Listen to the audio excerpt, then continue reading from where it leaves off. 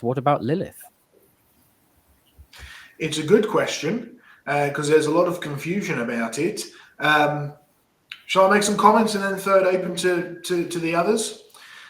No, you go right ahead on this one. You've got more connections here than I have. Yeah, okay. Well, the first reference you can find to Lilith is not actually the Bible, even though Lilith is a Hebrew name. It's actually in the Mesopotamian Talmud, and it's in connection with the creation story.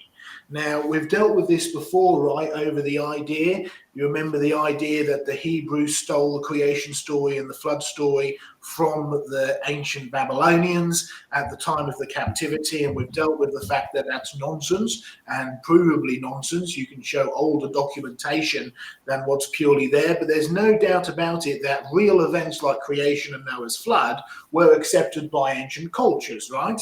And you see that as it goes on down through the time, you find that these ancient stories and accounts of things like creation and Noah's flood effectively become paganized.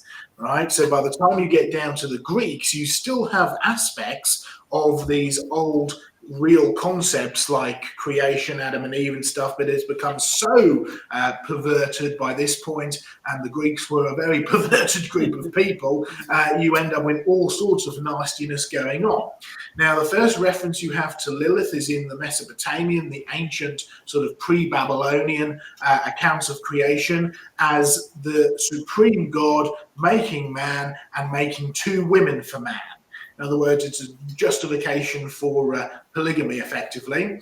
Now, you find that it does become connected with ancient Jewish writings, but only in ancient Jewish occultic writings. And there's no doubt about it, certain sects of Jewish groups ended up borrowing from old pagan ideas. You see this with the Book of Enoch, right? You see this with some of the other kind of concepts that some of the sort of pagan side Jewish groups would borrow, and Lilith was one of those ideas that they borrowed.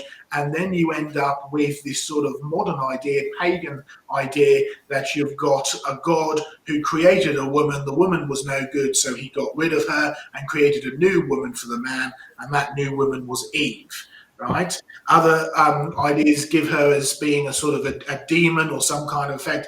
The reality is, again, if you go back to your scriptures, there's no mention of this woman. There's no mention of this woman being created before Adam. There's no mention of this woman being created before Eve or after Eve. We have God makes Adam out of the dust of the earth, breathes life into him, looks at man and says, it's not good for man to be alone. I'll bring him a load of animals. The animals were no good for him, so he took out of the man's side and made a helper who was a helpmeet for him, and Adam named his wife Eve because she would be the mother of all living.